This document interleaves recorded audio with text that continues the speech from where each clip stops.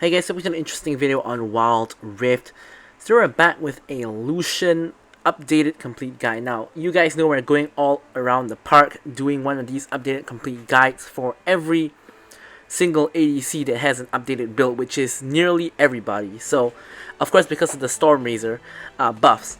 So, today we're going to cover Lucian. As you guys probably know by now, Lucian and Jhin are my two favorite ADCs of all time. And we're going to be covering Lucian today. Jhin, still somewhere down the line, we're going to cover him, but no gameplay recorded for Jhin yet. But I have recorded one for Kai'Sa, so you guys can expect a Kai'Sa updated complete guide tomorrow. But we're going to cover Lucian for today. So now, Lucian, initially I didn't really think he was a Stormrazer user, and he really isn't. But just because of how strong Stormrazer is, he builds it as his first item as well. Now, we're gonna actually jump into the build real soon, but first up, I'm gonna put it out there, of course, that for the skills and leveling order, refer to the original Lucian commentary guide, which I will put in the cards and the description. But here we have the Lucian build. Now, I have to say that this build actually makes me feel pretty sad, because in my opinion, Lucian really isn't a Stormrazer user, but just because of how OP the item is, he has to build it. Now, this is sort of reminiscent about the days where Blade of the Rune King was completely overtuned, and every single ADC was rushing it. Even ADCs that don't build Blade of the Rune King, ADCs like Misfortune was rushing Blade of the Rune King, which didn't really even make sense at all. Now, I feel like this is sort of the case with Stormrazer. I'm not sure if they're going to be nerfing Stormrazer. I feel like they might nerf the AD by like 5 or 10 to sort of balance it a little bit, but at the same time, if they did that, it's sort of going to be like what it was previously, so I don't know about that. I can't predict a 5 AD nerf. But anyways, yeah, I'm really sad because Lucian isn't really the kind that likes to build Stormrazer, because he doesn't really need the attack speed, or he doesn't really build energized items. He doesn't need that slow passive. But either way, because of just how it gives you so much AD, crit rate, and attack speed, it's just a very good item at the moment, so Lucian builds it first. Then we of course have the 2-item power spike that everybody that builds Stormrazer goes for, which is the IE second. Now of course Lucian does want this item, gives him a lot of extra AD and crit damage. And then since Lucian still builds Bloodthirster, you actually go for defensive boots, so either plated steel caps or the Merc Treads. And for the enchantment, of course, you go for the Stasis or Protobelt. Now, I feel that with Lucian, it's kind of a 50-50. Sometimes you really don't need the Stasis and go for the Protobelt instead for the mobility. Of course, QSS is always an option as well.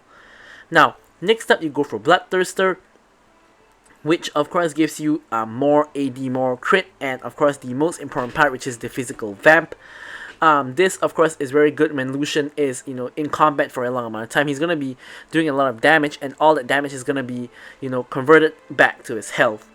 Now Lucian of course loves Disaralda's Grudge, which has a great interaction with his ultimate, being able to slow with your ultimate itself. So you of course built it for the pen as well as the slow. And lastly, you top it off with a GA. Now of course, as I always mention, you basically always want to build GA, in my opinion, because you always want that safety of the revive. So this is sort of what Lucian likes to build. Now of course, if you don't have GA anymore, if your GA is down, you could of course switch that with, in this case you could switch it out with an energized item to of course combo with the Stormrazer. But you could also go for something like Blade of the Rune King. Not very necessary because you already have the Bloodthirster itself.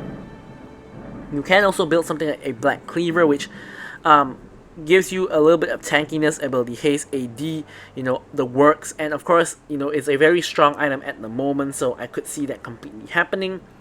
Now, of course, you could go for defensive options like a Maw of Malmortius as well, or you could even go like 100% crit with a Navori Quick Blades sort of build.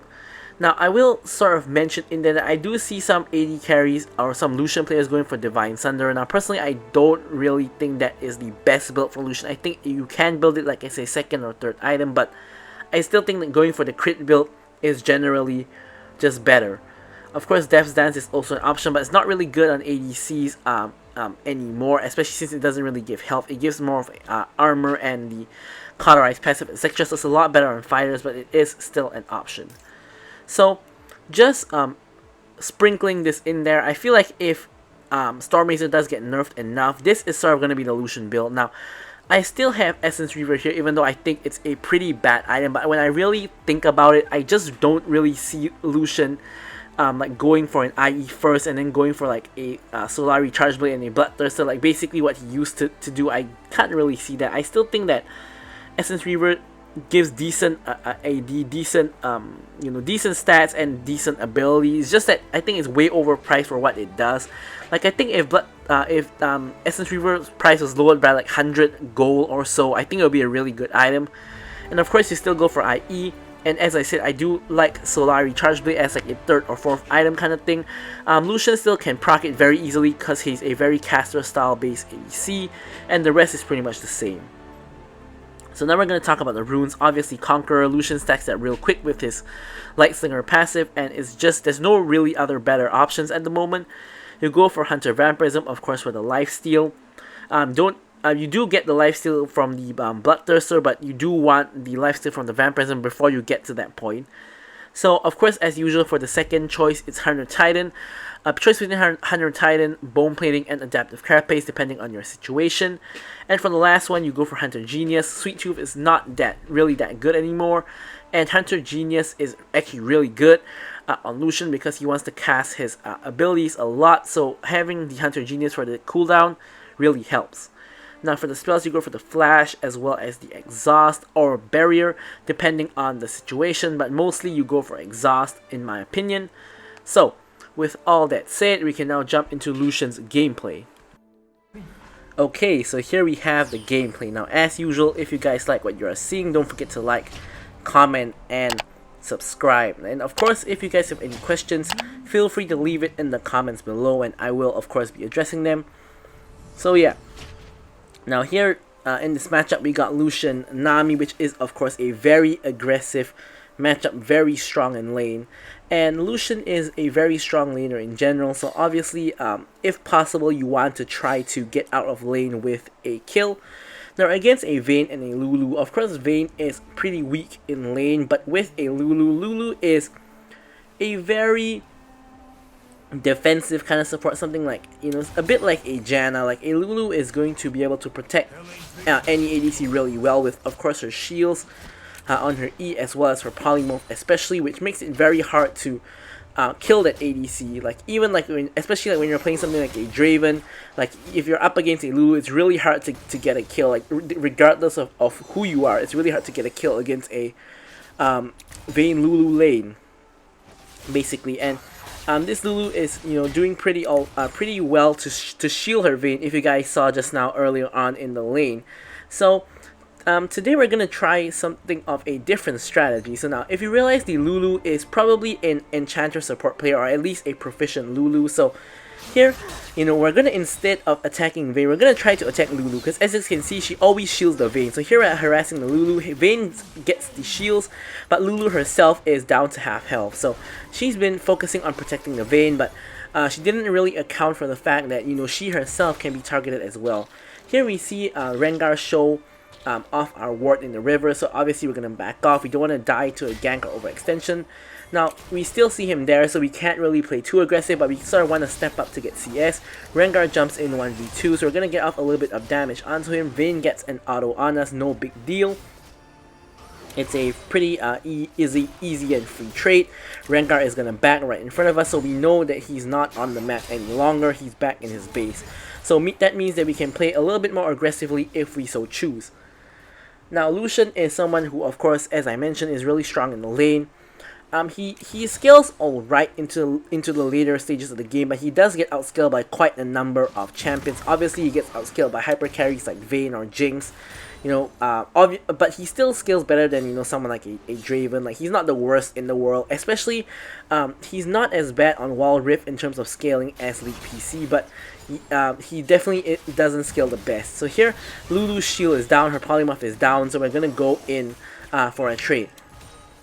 If you guys notice, we're playing very well around the enemy's cooldowns. Whenever their spells are down, particularly Lulu, we go in for a trade. The moment Lulu has used her E and her W, basically it's the green light for saying, okay, we can go in and trade. So that's exactly what we do. Now here we're actually planning on backing, but the wave actually crashes, not crashes, but gets stopped by the mini wave outside the tower. So in order to crash it, we're gonna have to shove the wave, then we will back.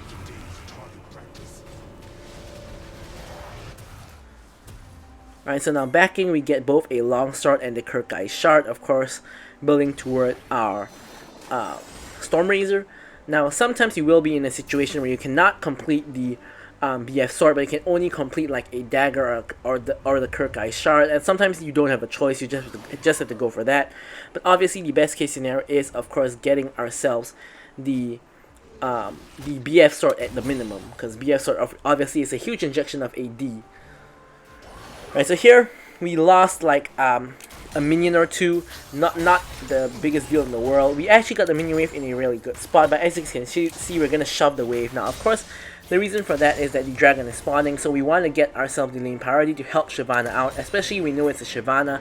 Shyvana always goes for dragons, so Rengar already turns up to the party, but he's alone, so I don't know what he's doing here. Here I'm gonna throw my ult into his face, exhaust for the slow, and then we're just gonna burst him down. We get the kill on Rengar. Very nice Nami bubble into wave on TF, and he dies as well. Lulu finds herself running straight into our team, so we're gonna burst her down as best we can.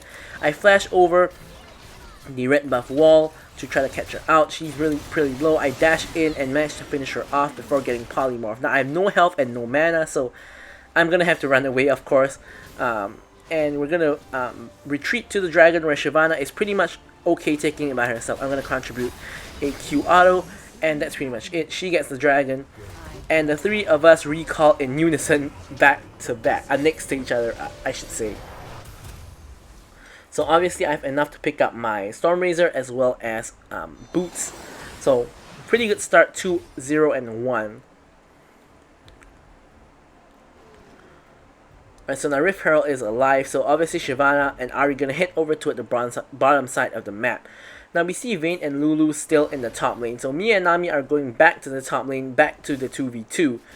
We see Rengar and the rest of the enemy team is obviously at the bot side at the Rift Herald, so pretty much now we have an isolated 2v2 where there's pretty much no one else interfering. We also picked up the red buff, I believe, of the kill from the Rengar, so we also are going to do a lot of damage with that. So now Nami decides to actually go down to the Rift Herald fight to create a numbers advantage for our team. So in the meantime, I'm in a 1v2 against both Vayne and Lulu. So obviously in a 1v2, especially against a Lulu, I'm not going to be trying any shenanigans. I'm not going to be trying to get a kill in lane.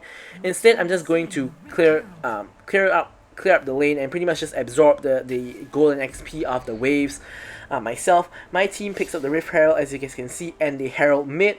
So there is obviously it's not really a fight, but there's a push going down on mid. Vayne decides to rotate to mid, so I did ping that she was missing. Lulu decides to follow suit, so we do get the first tower with the help of the Herald, and I don't know why they decide not to defend this tower, but I'm gonna pick up a plate, and I'm gonna actually pick up another plate as well. I accidentally autoed the Vayne there, so here I'm gonna pick up another plate, dash out, and I pretty much did 2/3 of the tower's help already. So I don't know why both Vayne and Lulu decided not to defend their tower, but hey, you know, we take what we can get. So here I'm gonna shove again. TF has ulted, so I'm being a bit cautious, but he has ported mid, so now I know I can be more aggressive again. Dashing in for the Light Slinger auto, W for the Light Slinger auto, and I'm pinging missing again. I get the tower, and I actually managed to get the full gold from all plates as well as the tower take, because Nami wasn't around, so there's a huge injection of gold for me. I pick up BF sword as well as the glove, and we're on our way to our Infinity Edge. So really doing pretty alright so far, 2-0 and 1 as well as an entire tower. So here we got the top tower. I'm rotating to mid because we see that Vayne has come here as well. Vayne probably didn't expect me to be here, gets hit by the Ahri charm, and I get the kill on the Vayne. Here I'm ulting the Rengar, but Rengar manages to get out of the way with the help of his flash. So unfortunately I can't finish him off. If he doesn't flash there, I do believe that he dies to the culling, or an auto that follows the culling, but he does manage to escape because of his flash. So I could have flash followed him there, but I didn't really want to blow my flash because it wasn't really a guaranteed kill if I flashed. just because of how he was so close to his tower. So here we're trying to cut up the Twisted Fate. Nami gets there first. She bubbles, so here I have to flash in. Now, the reason why I blew my flash on this one is because I wouldn't really get in range to follow up, and Twisted Fate was already right outside his tower, so if we didn't flash there, he would have, you know, escaped the CC in time and probably got into his tower, because me and Shyvana couldn't really reach there in time. So, in my opinion, that was a good use of my flash, which I held onto earlier. Now here, my team is started fighting in the jungle. I'm trying to find a way into the fight. So here I was trying to go for Lulu, but Lulu kited away and left her set high and dry. So instead, we'll just take the kill on the set instead, which is probably a better target anyways. And our reward is also getting the bot tier 1 tower. So we failed all the tier 1 towers. Now obviously, we know that when all tier 1 towers are down, you open up the map a lot. And kind of like the line where you can move in, it's sort of basically the entire enemy jungle now, so really good start from us. In the meantime, all our towers are still up, so the enemy team is not in the best of spots at the moment, particularly because I'm 5-0-1 and I've picked up my Infinity Edge as well. So here I've also decided to opt into the Zanya's Hourglass after the completion of my second item. Of course, that will give me the safety. Now I can get caught very easily if Rengar just jumps on me, or you know, if something happens like I get stunned by Twisted Fate or get ulted into the enemy team by the set. So I want that stasis to be able to survive. Shyvana picks up the Cloud Dragon and we're on the chase for the enemy team. The knockup goes onto Lulu, and we do manage to pick up the kill onto Lulu. Set out into Shyvana into the tower, but she dies instead. I somehow end up tanking the tower. I have no idea how, but instead we're gonna back off a little bit. 2 tower shots is pretty painful. We're gonna try to pick up the tower, but we do realize the fight is going on toward that's going toward us, so we're gonna rotate instead. We do get a kill as well as a shutdown onto Vayne. Here I'm trying to chase the TF, but he's a little bit out of my range. Lucian's short range really come into play there. If I had a little bit longer range, I could have auto-attacked him once and slowed him with the Stormrazer, but Lucian just doesn't have enough range. But either way, we get the double buff, so of course, when we got the advantage, we want to take the enemy jungle when we can, deprive them of resources. We see Set coming, but we're not too scared of him. A Set and a Lulu isn't going to do too much to us, at least I don't think. So instead, the Rift Herald is up. I'm just going to rotate over to bot lane to clear the wave, which is about to crash on the tower, and it would have been lost.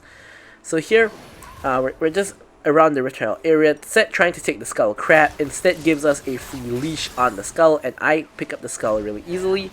And here my team is of course going for the Rift Herald. Enemy team is nowhere in sight. Vayne pushing out top, no contest on the Rift Herald, so very easy Rift Herald for us. Set gets caught and I get the kill onto the Set. We're on the chase for the rest of them. And Shyvana goes in and starts tanking tower, so I'm gonna just jump in as well and we can easily dive this. I flash forward to try to get the kill on Rengar. Rengar does quite a bit of damage. Shen tries to ult me, I get condemned into the wall. I stasis to try to survive, but Vayne does manage to pick up the kill on me as well as the shutdown. So that is a very big overstep on my part. Now, I did think I was very strong, and I was very strong, but that still isn't really a good reason to overcommit when there is no reason to. After we got that first kill, we should have just backed off, but instead we all just chased, and because of that, we basically just get aced here, and Vayne gets a quadra kill. Now, of course, and when you're the team ahead, if you make a stupid play like that, like what we just did and like what I just did, it gives the enemy a chance to get back into the game. Especially we gave Vayne a quadra kill, a late game champion, and she also got the shutdown off of me, where I had, I believe it was like seven kills maybe, so probably about a 1k gold shutdown. So Vayne's gonna pretty much get a free full item just off that one fight. So here I'm coming in with the culling onto the Rengar, dashing over, auto attack for the kill on Rengar. Here I'm going for the Vayne, of course. Nearly died to the Vayne again, and the burn from red buff doesn't actually kill me. Shyvana picks up the shutdown. And yeah, so how many kills did I have? Yep, I had 9 kills, wow. So Vayne gets a 9 kill shutdown, definitely over 1k gold on that one, I believe. So here, I'm just going to take the Crux, because Ahri's taking wave, so I'm just going to take what gold I can, which is the Crux in this case. And yeah. So of course I'm building toward my Bloodthirster, which I am kind of almost there, got both components already. And the Baron is going to spawn really soon, but we can't exactly just... Actually, technically we can, because we're like pretty ahead. We can just sort of go straight for the Baron, but we're not really going to do that. Instead, the dragon is spawning in 30 seconds, so we're going to head over to the dragon instead. Now, on the way to the dragon, I'm going to be picking up my Rit buff. Now, Shyvana herself is backing, so I assume we're going to sort of delay the dragon a little bit. We're not going to attack it on spawn, so instead I'm just going to pick up the Rit buff, and I'm going to rotate mid to try to help out my Ahri, who is getting jumped on by the Rengar. Twisted Fate teleports in a very strange position, but it doesn't really get caught out, doesn't really get punished. So here the entire enemy team is kind of hovering around the dragon area, so is my team. Shyvana has her ult ready, up and available, and we're going to see what we can do. So here we're going to start out the dragon. We're going to pull the dragon out of the pit a little bit, so that the enemy team doesn't have the easiest time stealing the dragon. And we're just going to auto attack the dragon.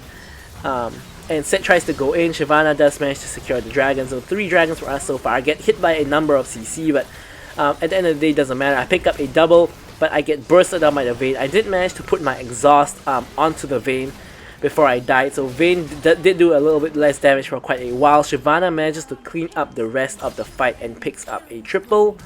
Yep, there we go. Picks up a triple. I get a double, she gets a triple, so we managed to ace the enemy team. Only Shyvana and Shen are left alive though, so it doesn't actually lead to a Baron or anything, but they can actually just push down mid to possibly try to get ourselves an inhibitor. Of course, 5 seconds away from 3 enemies respawning, it's going to be a very risky move. Something I wouldn't do if I were them, but you know, they are 2 relatively tanky champions, so they're going for it. Lulu comes in, Shen just runs away straight away. I think if Shen stayed, they could have gotten the tower, but they might have both died for it. Instead, they're both going to try to run away. I've respawned at this point, so I'm running my way there. Here, we have a 5-man collapse from my team onto the enemy. We get a double kill right at the start, and I hit Rengar with my entire ultimate, and he dies as well. So we got a you know, they overchased quite a bit. They saw, you know, the light at the end of the tunnel. They thought that they could get themselves the double, but instead, they just die and drag a teammate along with them. So only Vayne and Twisted Fate is left alive. Now this basically means it's a free Baron. At the meantime, Shen is going to clear the wave. No, he doesn't. He just ignores the whole wave. There you go. He's going back to the wave. And Ahri is just distracting the enemy team. So it's a nice, easy 3-man Baron. Get the Baron very easily. Shen still clearing the wave. He has ultimate to join us if he needs to. So no problems here. Enemy Rit buff not up, so we can't take that. I'm going to rotate over to top to just take the top tower. A huge number of cannon minions already there, 4 cannon minions to be exact. So we gave them the Baron buff, so we're going to see what we can do here. We're at 3v5 at the moment, so we don't want to try anything fancy. Rengar instead tries to jump in on us, and he just instantly gets bursted by the 3 of us, so he just gave us a free kill there. So now we have like a 4v4 basically. Shyvana is on her way. In the meantime, I'm just going to clear up the top lane and get the minion pushing in. We have a cannon, and the cannon will, you know, do a bit of damage to the tower. Here I try to get some damage on the tower, but I don't want to, you know, put myself in any unnecessary risk. Vayne is very fed at this point. Shyvana goes in, so because she goes in, I go in as well. Set ults me, and I flash out. I get the kill onto Twisted Fate and almost onto Set, but I decide to switch targets to the Vayne because Set isn't really doing anything here. I managed to kill the Vayne, and that's pretty much game. Vayne is the only one who can sort of save their team, but you know, we get the kill onto Set before we end the game as well. Pad the stats a little bit. So anyways, hope you guys enjoyed the Lucian updated complete guide. So I'm going to leave you guys with the stats as usual. Thank you guys for watching the video, and goodbye.